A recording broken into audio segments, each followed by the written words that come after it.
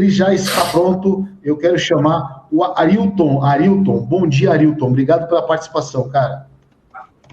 Bom dia a todos. Muito obrigado pelo convite. É um prazer estar aqui discutindo economia, coisa que eu adoro.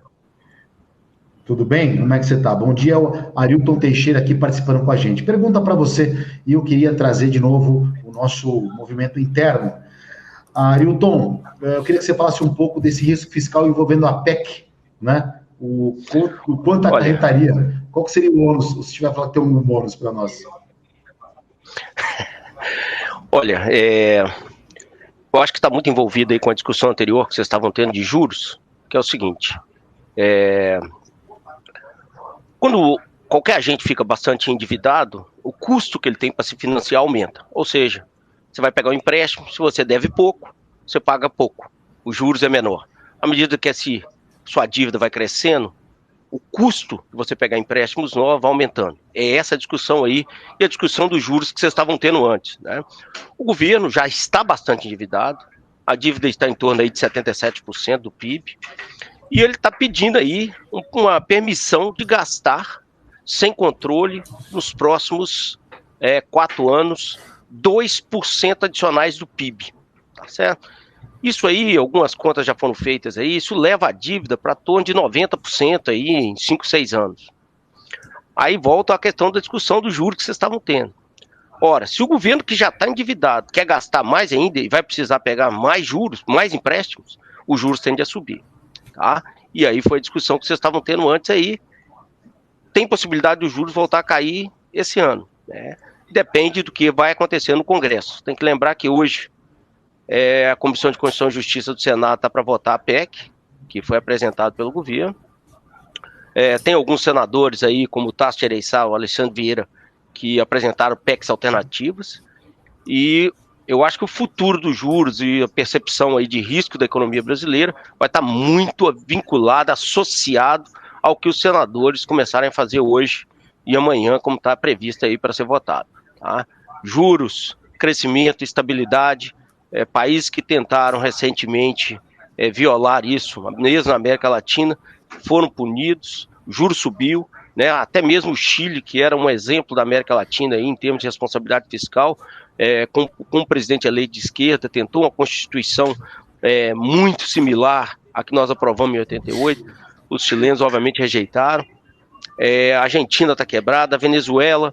Então são países que já foram punidos por tentativas similares.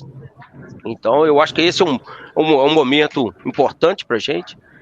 Gastar, os governos sempre gostam de fazer, e cabe agora ao Congresso colocar pressão para que esse gasto não saia, né, de controle, levando ao endividamento que o mercado vai com certeza nos punir se nós atingirmos esses níveis aí previstos pela PEC atual, pelo nível de gasto atual da PEC, tá?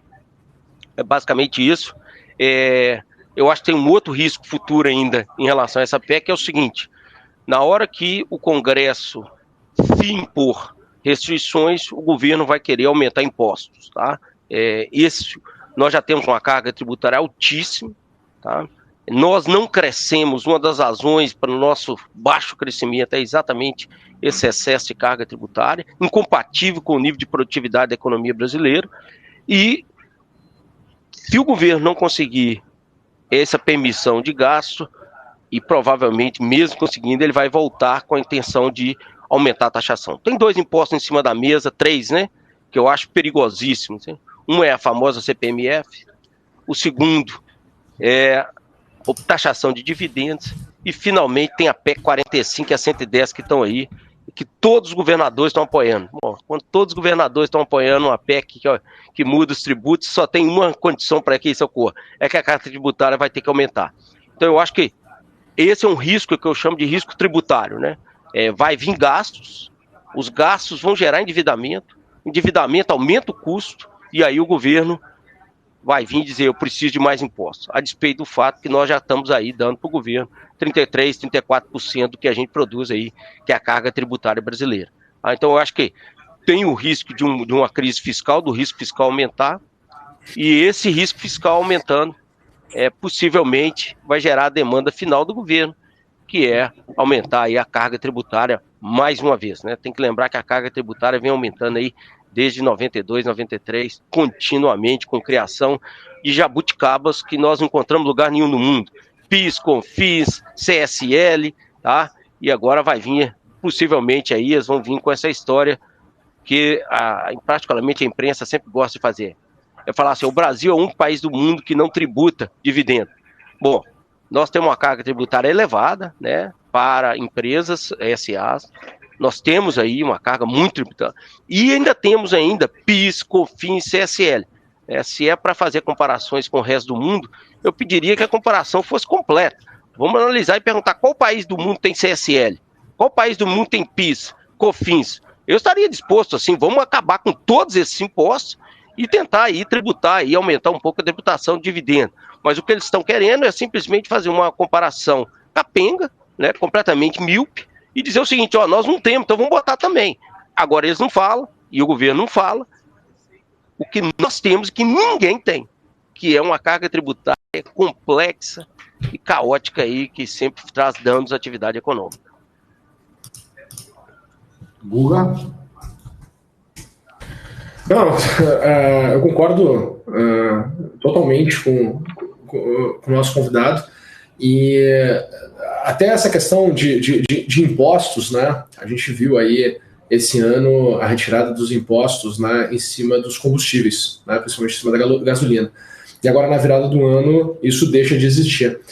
Teremos um impacto muito grande, porque isso vai direto, né, na questão da percepção de inflação, e é engraçado como tem pessoas que criticam essa redução essa retirada do imposto em cima do combustível, porque eles não conseguem, eles só percebem o quanto deixou de arrecadar, né, mas esquecem o quanto arrecada, né, no consumo de outros produtos que as pessoas acabam consumindo. Então, queria que comentasse sobre esse tema, né, assim como também a visão que está tendo, né, sobre a possível taxação também do PIX, né, que também é outro tema que está se falando bastante, né, que para mim são dois pontos que vão impactar demais aí no bolso do brasileiro.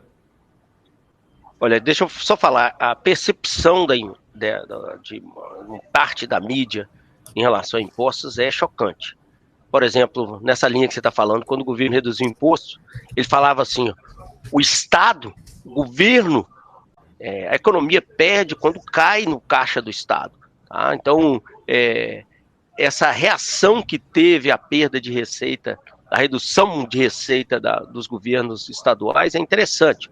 Tá? E mostra aí um outro problema que a gente tem, que é os grupos de pressão aí demandando bastante recurso do Estado. A gente tem que lembrar aí, o Estado brasileiro é uma caixa produtora de desigualdade, então basicamente é o seguinte, um monte de gente pobre paga impostos, entra dentro da caixa, e esse imposto sai concentrado em salários altíssimos aí para o funcionalismo público.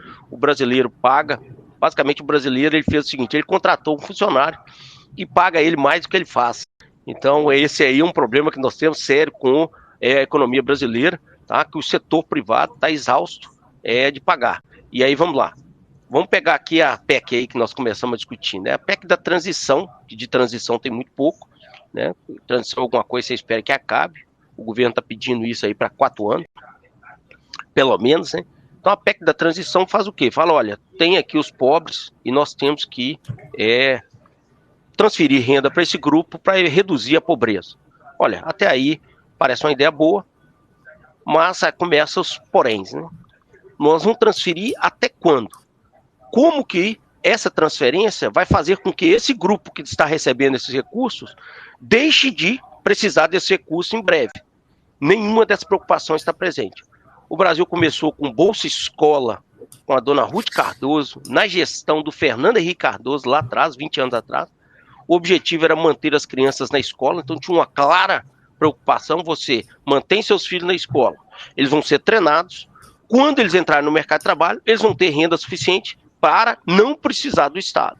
Essa preocupação que lá tinha no programa, que depois virou Bolsa Família e depois virou Auxílio Brasil, lá atrás ele tinha e depois não tem mais. Hoje nós vamos dar mais recursos para as pessoas e a pergunta que se faz é, tá bom, e quando que essas pessoas vão deixar de necessitar desses recursos? Ninguém se pergunta isso. Um programa social, como já foi dito e muitas vezes dito, ele não é mensurado o nível de eficiência, não é mensurado pelo número de famílias que continuam entrando. A gente devia olhar o número de famílias que estão saindo, porque isso significa que o programa está atingindo seu objetivo, mas não está. E essa percepção, esse objetivo, ele completamente desapareceu, virou algo simplesmente para gerar votos e fazer essa transferência continuamente, sem nenhum objetivo. Então, voltamos aqui. O problema não é o gasto, é a forma de não ter prioridades. Então, se o governo quer fazer, por exemplo, por que o governo não apresenta a reforma administrativa que poderia gerar, poupar gastos de patamar similares ao que a Previdência está gerando? Mas nada é feito. Então, nós temos aí um judiciário caríssimo, temos um legislativo caríssimo, e agora vamos fazer um programa social que não tem objetivo, não tem, digamos, previsão de início, meio e fim. Né? Nós estamos simplesmente adicionando nas costas do cidadão brasileiro mais gastos, sem qualquer prioridade, sem qualquer eficiência na mensuração desse programa. Ninguém fala mais o seguinte, a pergunta que a gente deveria fazer, quantas gerações já estão no Bolsa Família? Em outras palavras, quero dizer o seguinte, será que o pai das pessoas que estão ganhando hoje já estava no Bolsa Família? Daqui uns dias nós já estamos para 22 anos de programa. Onde que vai? Quando que nós vamos parar com esse programa? Esse programa só faz aumentar. Nós temos que ter objetivos claros, que é aumentar o programa para retirar pessoas das costas do Estado, para que essas pessoas possam viver do seu trabalho e da sua produtividade. Isso não é discutido, é isso aí que a gente fala. O programa poderia ser bom se tivesse objetivo, o programa poderia ser bom se o governo demonstrasse prioridades que até agora nada. A única coisa que o governo pediu até o momento é mais gastos. Isso não tem bom futuro, nós já vimos isso antes. É isso aí. Arilton, a gente está vivendo um momento de muita medida populista, acho que de todos os governos, né? A gente está acompanhando aí que, de um modo geral, os fundos, né? Na verdade, as campanhas eleitorais têm sido balizadas muito em medidas populistas que inflaciona totalmente o custo. Um caminho que você enxerga para poder manter ou pagar esses custos seriam algumas reformas que pudessem viabilizar esses programas? Olha, eu acho que a primeira coisa que tem que ficar claro é a prioridade. O governo tem que estabelecer prioridades que falta completamente. Então, se o programa é para dar 600 com mais 150, será que esse é um número razoável? Vamos fazer umas contas básicas aqui. Se você ganha 600, vamos imaginar que você tenha 3 filhos, você ganha 1.050 sem sair de casa. O salário mínimo é 1.200 nesse país, tá certo? Aí eu pergunto para você, esse programa está atingindo o objetivo? O objetivo é o quê? É acelerar, aumentar a oferta de trabalho ou não? Ou contrair a oferta de trabalho? O que esse indivíduo que está ganhando 1.050 está fazendo dentro de casa? Ele está sendo treinado? Ele está melhorando sua produtividade? Nada. Não existe essa preocupação. Outra coisa que eu acho que é perigoso, a despeito dos salários altíssimos do setor público, é fácil ver as demandas que começam a surgir aqui e ali para aumentos salariais. O setor público, ele tem gasto com ativos é muito grande, o gasto com inativos é gigante. Qualquer aumento de salarial hoje para uma categoria que já está muito bem paga, ela vai se refletir no aumento aí do endividamento público, tá certo? Então, o que eu acho que o Estado tem que fazer são reformas, sim, respondendo sua pergunta, e eu acho que a reforma não é a PEC 45, não é a PEC 110, eu acho que é muito mais o seguinte, nós temos que colocar na cabeça, nós temos que nos livrar de impostos que são jabuticabas, que não existem no país nenhum no mundo, são caros e eles têm que ser eliminados. E não precisa de você fazer nada não, o que estava sendo feito, a receita aumenta, faz o seguinte, parte dela você devolve para o cidadão cortando alíquotas, até que esses impostos sejam eliminados. É tão simples quanto.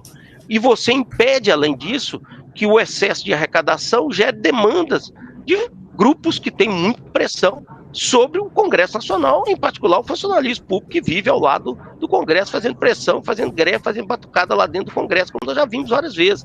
Então eu acho que eles têm o legítimo, é legítimo, tem que lembrar disso, né? Qualquer grupo nesse país tem direito a se manifestar e a pressionar o Congresso para obter benesses do Estado. Tá? O que nós temos que entender é que, dado essa legitimidade, é legítimo, o que nós temos que impedir é que essa pressão se transforme no que está acontecendo.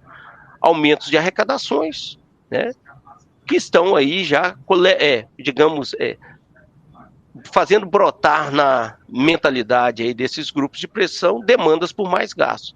Não se impressione, o Bolsa Família é o primeiro, mas em breve vai ter, nós estamos aí, funcionalistas querendo o aumento.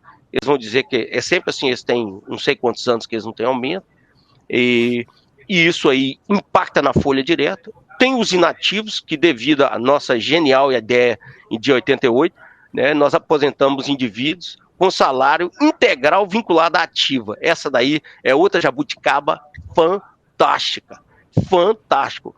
Né? Se o cara da ativa tiver aumento real, o inativo tem aumento real da aposentadoria. Olha, eu vou falar uma coisa, eu já vi ideias geniais. Essa daí realmente é só o Chile mesmo para querer copiar da gente aí nessa última constituinte deles aí que foi rejeitada. Porque essa ideia aí, para ruim, ela tem que melhorar muito ainda. Porque falta muito para melhorar. Bom, de qualquer forma, é o que nós temos hoje, tá? Nós temos isso aí, são demandas que vão brotar, nós não temos genuidade. As pessoas viram que o Lula estavam demandando esses gastos, e agora tem aí cartas de economistas criticando e pedindo que não fosse feita. Eu acho que agora é hora da gente pressionar o Congresso e orientá-los que esse excesso, esse aumento de gastos vai ter consequências fiscais, o risco fiscal vai aumentar, os juros vão aumentar, possivelmente nós vamos pode levar fuga de capital do país, tá certo? Desvalorização do câmbio e inflação. Nós já vivemos isso antes. Tem uma coisa que as pessoas não estão lembrando. O senhor Lula, quando começou a gastança dele no primeiro mandato dele, ele estava iniciando um ciclo de commodity. Esse ciclo de commodity está acabando, tá certo? Exatamente pelas discussões que vocês estavam tendo antes. O mundo está reduzindo o crescimento. Então os preços de commodity estão caindo. A arrecadação do governo vai cair. Então aí vai um outro problema do cenário atual. O governo quer gastar mais no momento onde a receita dele está caindo. Então, o impacto sobre o déficit e o endividamento tende a ser maior. O Lula tem que entender, ele pegou um país em 2002 que tinha endividamento baixo, todo ajustado, depois de 8 anos, 10 anos de governos reformistas. Hoje, esse país tem endividamento alto devido ao Covid, teve gastos demais, e pior, nós temos um país que está acabando, saindo do ciclo de commodities. O preço das commodities estão caindo, e isso vai afetar a arrecadação do governo, seja via dividendos de Petrobras, seja via royalty, de todos os minerais que nós produzimos. Esse é uma preocupação adicional que as pessoas não estão colocando em discussão. Tá? O momento é de queda de arrecadação e aumento de juros.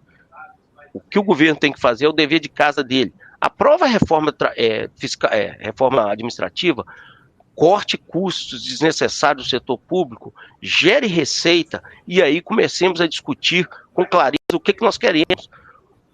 Nesse caso, nós podemos ter gastos sem impacto fiscal e sem todos o efeito colateral que esse impacto fiscal pode ter puxando os juros. Tem que lembrar, os juros começam a ser puxado, como vimos aí em novembro, né, a partir do momento que se começa a discutir a PEC da transição, a curva de juros inteira subiu. Isso impacta o setor privado todo, tá? Isso puxa o desenvolvimento, o crescimento econômico para baixo. É isso que nós temos que lembrar. Não é o governo só, é a economia como um todo que nós estamos precisando aí continuar observando.